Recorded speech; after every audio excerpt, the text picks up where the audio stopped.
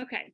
So I guess the first thing I always do a report of just general enrollment. So to start semester 2, where we actually didn't lose any students from semester 1. We're sitting right at 690, 700. I actually enrolled 3 today.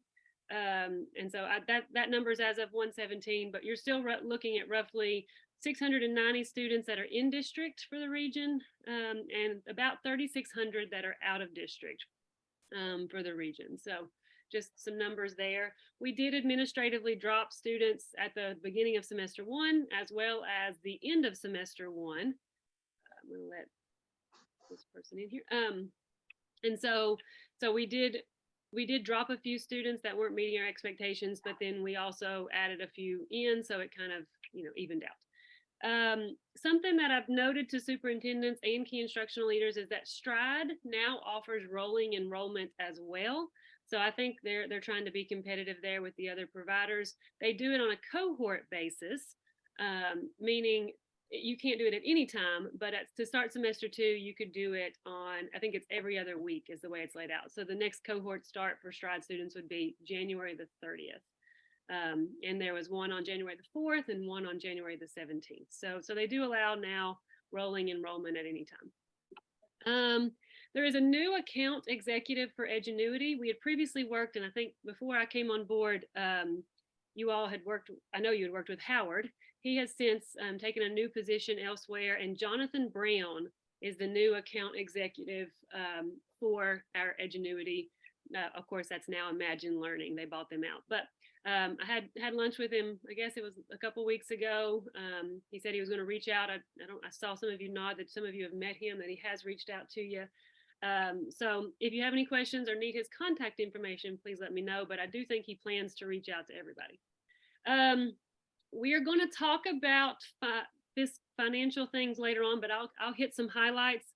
Our divisions have been billed for both Stride and Edgenuity, and Virtual Virginia, of course, is billed as soon as those enrollments are put in. So Stride is a 10-1 count. So whatever students were enrolled on October the 1st, whatever we paid for that semester 1 billing cycle will be the same price for semester 2. Edgenuity is actually invoiced 4 times a year. The start of semester 1, then the end of semester 1, the start of semester 2, and then the end of semester 2. On that note, we did receive our first payment from Edgenuity to the Academy in the amount of roughly $28,000, so that they paid back into the Academy. So that's a good thing. We were waiting on that, so that's good. And so that included the first two payments. There will be an additional 2 payments at the end. They sent me a pay schedule. So there's 2 other dates that they'll be paying those additional amounts. As we know, Virtual Virginia, they invoice 10 days after, no refunds, no paybacks, no activation periods. They pay, and that's all there is to it. I'm glad Dr. Hurt's on with us today. CIP, that's on my list to discuss real quick. Benchmarks and alignment. So I've had some questions about how CIP is aligned with each of the 3 providers, and so I'm going to quickly touch on that. Stride aligns their curriculum and gives CIP benchmarks. That's the first one. Virtual Virginia is aligned, and Dr. Hurt, correct me if I'm wrong, you've been talking to them, those folks, about using CIP benchmarks. Is that correct? Yeah, they've done a pilot on that, and I think they're expected to jump in head first here in the next little bit. Okay, I knew you had been working directly with them, so thank you for that. Edgenuity, they do align their 6 through 12, and then they do not give CIP benchmarks, nor do I think they have the capacity, but based on their platform, to do that. Stride is the only provider that we use that groups students for intervention. So they pull them for small groups based on the SOL test that they'll be taking, and then they provide remediation for that. So just a note there. We've had a much smoother with reporting this year. A lot fewer teacher licensure issues. A few have popped up here and there, but for the most part, much smoother. Those divisions who were in the Academy last year, the only thing and use the same provider, pretty much all they've had to do is roll over their Power School or their Tyler, and that created the courses again, which is a really nice aspect of that learning curve, because it's not nearly as much of a bear as it was last year. So I presented at a few board meetings. So if you know budgets are coming up and there's conversation about all of the things, so I'm happy to present at your board meeting. Just give me a call. I can explain. Sometimes they don't always know exactly, what we're all about, and so I'm happy to share that with them, give an update, that sort of thing. And then the last thing that I have on my list for my director's report is homeschool students. I'm trying to do a push right now to really recoup some of those students. So if your division would like for me to do a presentation, I'm happy to do that and invite all of your current homeschool kids. We've caught a few in doing that, so happy to do that for your boards and for your school divisions. So, Mr. Chairman, that's all I have, but I'm happy to take any questions that we may have. Did you give us the balance in their bank account? I have not, but that's our next agenda item. Okay. Okay. May we have fiscal agent report, please? Mr. Graham, you want to take that one, or you want me to? I don't care to.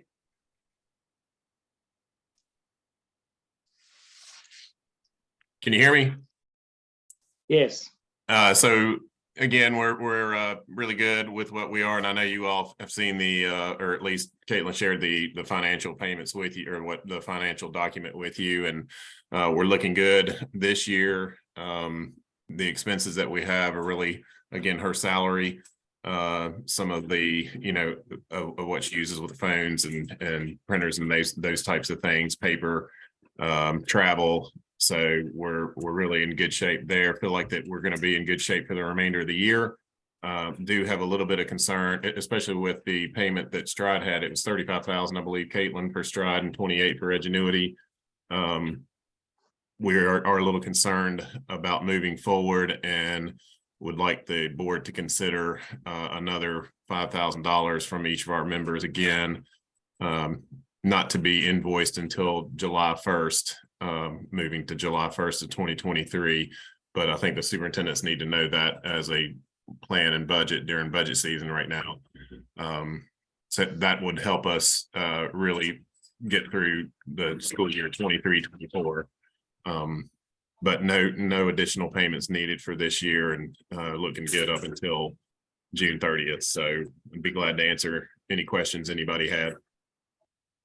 And just a note for some of you, that is the amount that was for last year. We kind of knew that was going to be the case, because we knew we thought that the provider payments alone would not suffice, but at least it's not that 10,000 that we had that first year. So we did cut it in half last year, and I think we'll be able to continue with that half. I haven't had the opportunity to meet the new person at Edgenuity like Caitlin has, but I know I've been working with Suzanne Sloan and Kenny Moles on trying to increase the amount of payment that Stride has, as they're doing very well. They're doing very, very well right now. So hopefully they'll give us some more money. And that's interesting, Mr. Graham, because I've heard from their end budget cuts like you wouldn't believe. So pretty interesting. I see, Miss Hamilton, do you have your hand up? I do. Where are you? Look at you. Hi. How do the out of district students impact our budget? Not at You all. mean, yeah. The only thing is, I think because we take so many out of district students, they are willing to pay the fee that they pay to the academy. So as Mr. Graham mentioned, that they pay a set yearly fee of $35,000 to help keep the academy going. And I think that's solely for the reason that we take so many out of district kids. I would add to that, that it does have an impact on the budget for the school divisions who accept out of district kids. Sure. It has a significant impact on those divisions. I also add two things. Is school divisions can still use their ESSER 2 you'll have spent out by June 30th. So if you want to use ESSER 2 funds for that 5,000, you would need to do that prior to June 30. But you can still use ESSER 3 funds, and if you do it after July 1. So you may choose to do that. It's obviously that'll be a division by division decision. And to put it in perspective, if you salvage one student in this program that would otherwise go homeschool, you're gonna break even with that 5,000, because that's basically what you get back by keeping that kid in public schools rather than going the homeschool or private school route.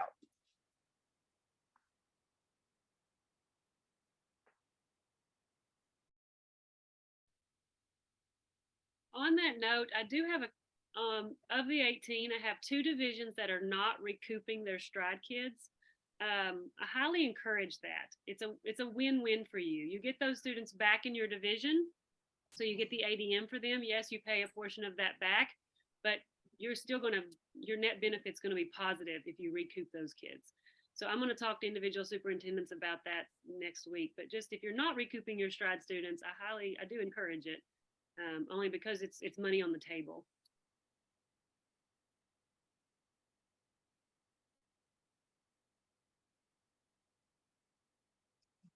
Anybody have any questions?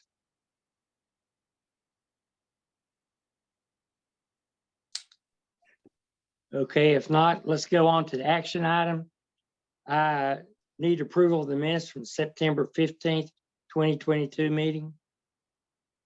Dr. Grimes said, I did, if I'm right, I counted, we do now have 10 board members online. We don't? We do have 10 members online. Okay. So do I hear a motion to approve the minutes from the September 15th, 2022 meeting? Leah Hank from Galax City, so moved. Have a second? Becky Cox, Pulaski County, second. Okay. Any further discussion? If not, let's vote. All in favor, say aye. Aye. Aye. Those opposed? Okay, the minutes are approved. Calendar discussion item. The first one's 23-34 partnerships. And I'm sorry, that should be 23-24. That's a typo, Dr. Grinstead. I apologize.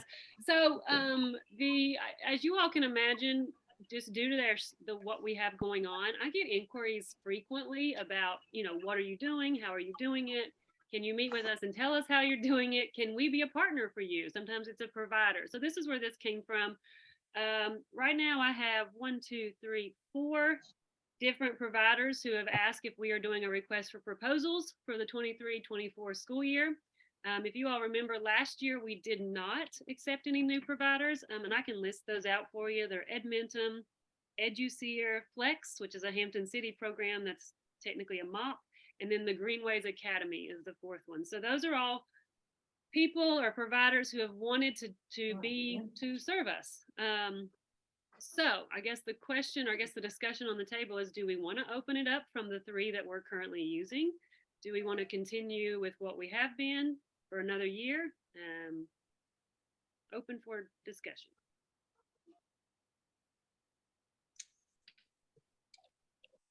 They're just proposals, correct? Correct. So there's not a commitment. Correct. I'm of the mindset to always look at the possibilities, but that's me.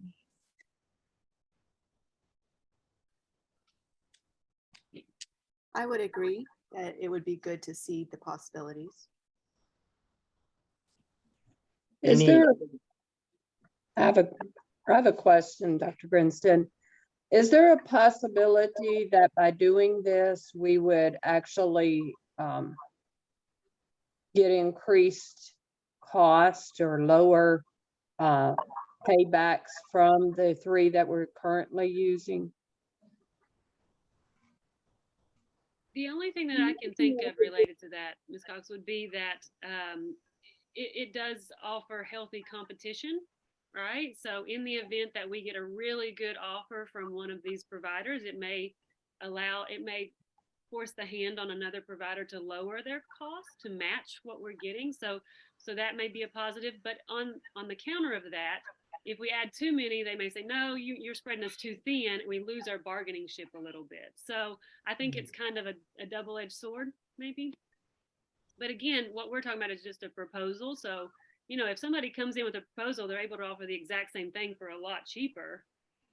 We're not we could have a conversation about that, I feel like. And our agreements currently just 1-year agreements, and we renew those every year? Currently, yes, ma'am.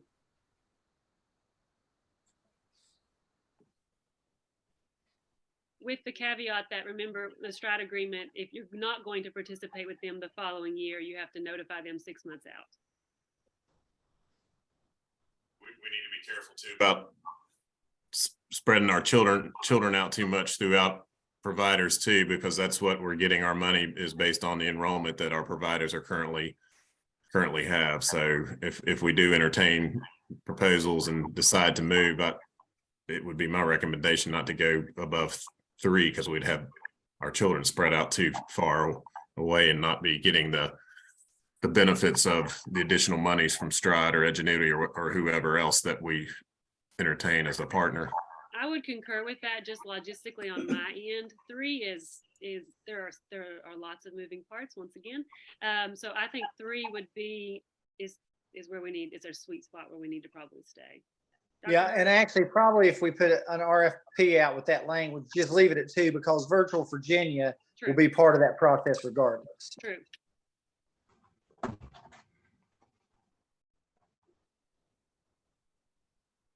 Dr. Hurt, did you have your hand up? I did. I just wanted to say too, that if we bring anybody else new on board, there's some instructional issues to be considered, especially with folks who are not used to Virginia, because Virginia standards are set up way different than just about every other state. So just something to think about. 100%. That was something we definitely tackled there when we first started this.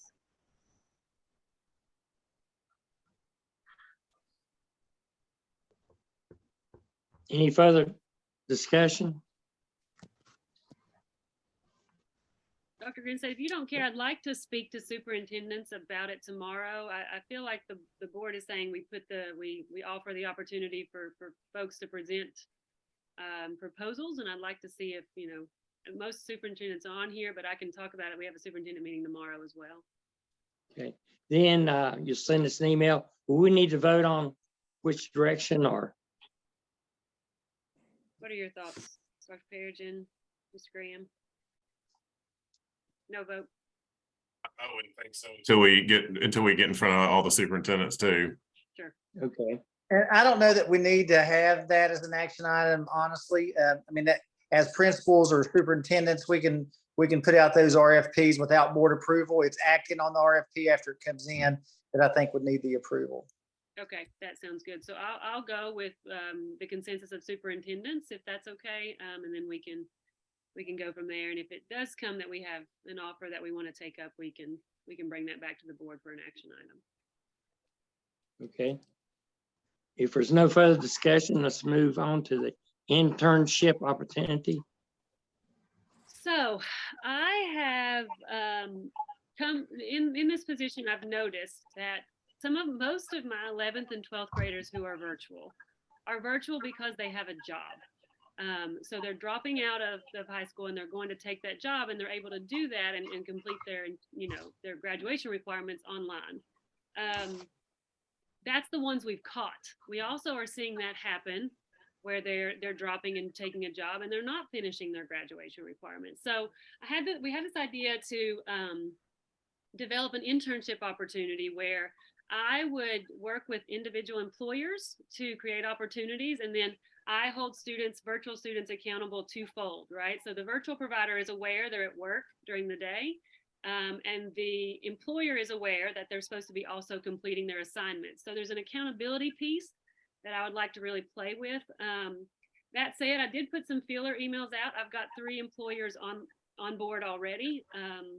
And so I guess the discussion is, and this is just more for your all's information, that I am moving forward with that. And unless you all have any objections to that, I just think there's a need there, and there's definitely employers are happy about it. So I'm able to catch maybe some students who are dropout risks, who really just want to work with their hands and make a paycheck.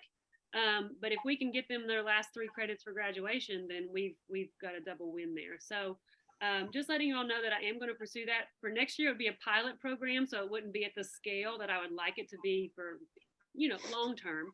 But I definitely want the opportunity there for kids in the region. So I am going to pursue that, just kind of to let you all know, unless I hear otherwise on that.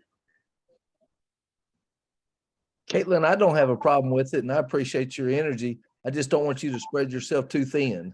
I've With a lot of thought kids, about a lot that. of division. You're not the first to tell me that, and I've talked about that a little bit. That's why I'm going to start with a pilot to see how much extra work it is on me, and if it's doable in the way that I want to do it. And if not, I may propose some other ways in which we can get it done. But it speaks more to kind of what I want to do, right? So it's a way that also we can get them my internship opportunities that have said yes. It's a vet clinic in Radford, Universal Fibers in Washington County, and Secure Solar Futures in Wise County. So those are the 3 so far that are on board. And like I said, I wouldn't be placing this year, but maybe 1 or 2 with these kids, with these providers, or these employers rather. So I can. Kaylin, we can always get an intern for you in the Region 7 Virtual Academy. There you go, Dr. Perigin. We'll see. I told Mr. Graham, I said, I really need them at certain points of the year. And then I get it manageable, and then it gets chaos again. So it's like, it ebbs and flows. It's a sine wave. But I think piloting it will allow me to see if I can do what I need to do and do it well, because I don't want to do it halfway. And then we'll go from there. Any questions? Okay, I move on to. Would you be interested in pitching that to our JVG coordinators as far as the internship? Is that we could use that? CCCRI. I'd be happy to. And actually, we talked about that. If they could somehow, and I talked about this with Smith County, Mr. Sturgill, if we could somehow link it to where they're getting credit at the same time that they're doing, like if we enrolled them in an elected, something along those lines, I'm happy to have that conversation. And Okay. if you have any employers that would be on board, maybe you've networked in your own area of, hey, this place in Wythe County would definitely be interested in this. I'm happy to reach out to them. Okay. Yeah, he's been pretty active in getting kids chips. That's why I brought that up. You're on my list to call tomorrow anyway, Mr. DeFord. So I'll add that to our list of conversation items. I already hear from me. Hey, listen, that's okay. I think that's all on that topic, Dr. Grinstead. Okay, let's move on to division inquiry, allowing new divisions to join. So Yes, this is the last one of our discussion items. We have a division, and I can tell you who it is, Allegheny Highlands, who has reached out about joining the academy. The contact that's reached out to me is Lucas Connor. Of course, they are not in Region 7. They are a member of the CIP consortium. And I think he's talked to a few folks, and he wants in. So do we want to open that box? I guess is the question. Mr. Graham brought up a point that we can, talk about, that, since this division's out of Region 7, if we approve, they could come in at a higher cost than what our Region 7 divisions pay. It's another way to do that. Or we say no, we don't open that box. Just up for conversation. I would be open to them joining, simply because having more students would give us greater bargaining power I agree. My only question would be, why wouldn't we? What's the biggest risk with allowing them to come in? I think no risk. It would add another division for me, right? But I think I would just have to establish terms maybe with them differently than I have my current Region 7 divisions. To be frank, they would like to join for the primary reason of recouping their stride students, right? Because right now they cannot no other district in the state can recoup those students. That's only Region 7. So I feel like that's their primary reason for wanting to join. And so that part would be easy to navigate. The part that gets harder to navigate is if they were to start placing their own students with a provider that we use. And so they're a little bit more difficult to navigate. But other than that, I don't see that there's. And I think it might be important to think about if you wanted to start letting those come in, is if they're already part of the CIP. Because they sort of know how the curriculum works for us. And there is probably a significant number of other divisions that would like to do this same thing as well, just from what I've heard people talk. So one thing might be to consider, Caitlin, you provide a very high level of service to the Region 7 divisions. And, that's not all that scalable. There's only one of you and you can't be spread too thin. So one consideration could also be that other divisions allowed to come in, but maybe Caitlin not provide that same level of support to them. That's just not in my nature, Dr. Hurst. I'm going to have a hard time with that. But I think the other thing too is currently all members have a school board member on this board, and that would be another issue that we would need to address. I think that's a great point, Dr. Page, and I had not even thought about that, but I think we don't allow those out of Region 7 members to have a board member. And maybe that's in our agreement with that division.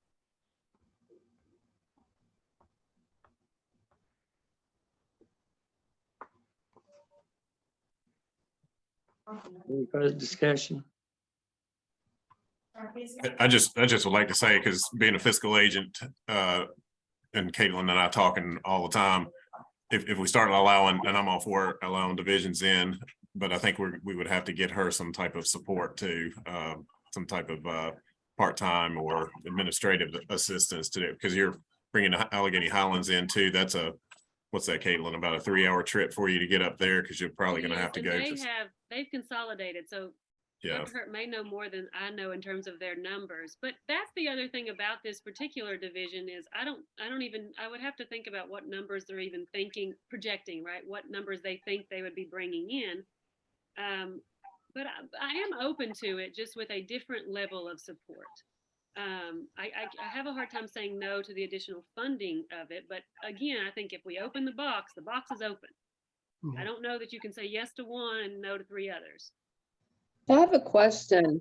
The Allegheny Highland district that's being discussed, does that include Allegheny County, the city of Covington, and Highland County? Not Highland. What happened, they merged the school divisions between Covington and Allegheny, and they call it Allegheny Highlands. Okay, thank you.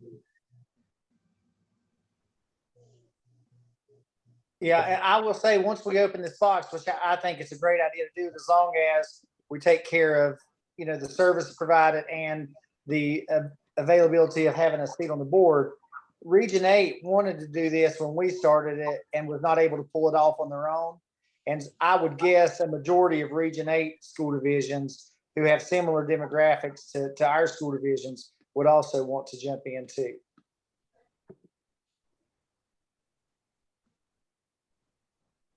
I think if the workload became too heavy, you could always hire an assistant or bring in someone else alongside of you.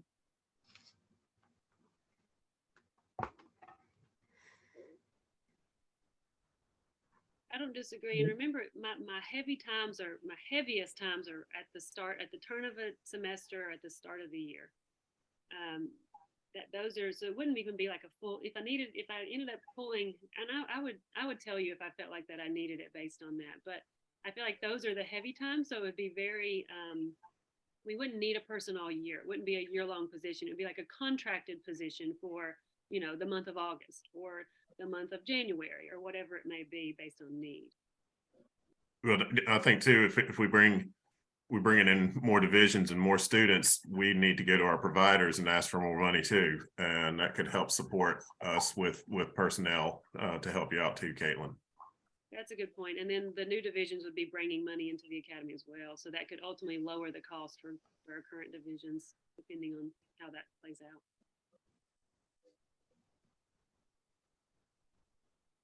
I have to run you all. I'm sorry, we're short at our basketball game. Got some sickness here in Radford, so I got to go help supervise. Everybody have a good evening.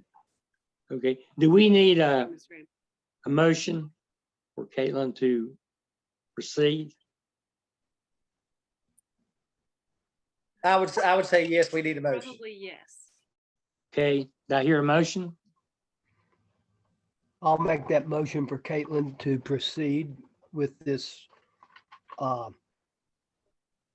other schools or divisions coming in. Is that what the motion is? Yes. Okay, we have a second. I'll second. Becky. This is Becky. Okay. Any further discussion? If not, all in favor say aye. Aye. Aye. Aye.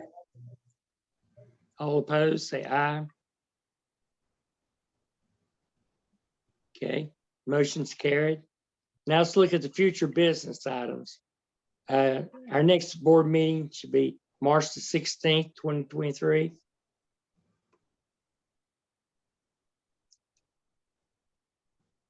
Anyone have a problem with that? I do, Chair. Okay. You have a problem with it? Yes, I can meet that night.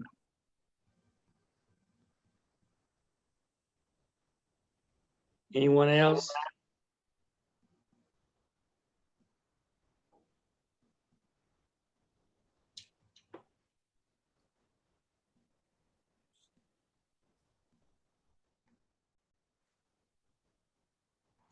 Any further discussion? We could keep it at the 16th, even though Ms. Hamilton won't be there, she's one of that won't be there. We could move it to the 9th. I think either one would probably be fine. I don't know if we need to even do that. I mean, Well, can everybody meet on the 9th? Pause. I'm sorry. I was in the wrong month. Oh, Forgive me. I can do March 16th. okay, good. Okay, did I hear a motion that we meet on March the 16th, 2023? So moved. Have a second? I'll second Cheryl Redmond. Okay. All in favor, say aye. Aye. All opposed? Aye. Before we adjourn, do any members have any comments?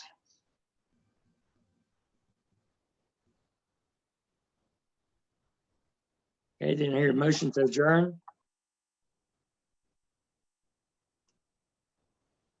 I'll make a motion that we adjourn. You have a second? Second. Okay, all in favor, say aye. Aye. Aye. Okay. Aye. Thanks, everybody. Appreciate thank you. you all. Appreciate your time on a Thursday evening. All right. Bye-bye.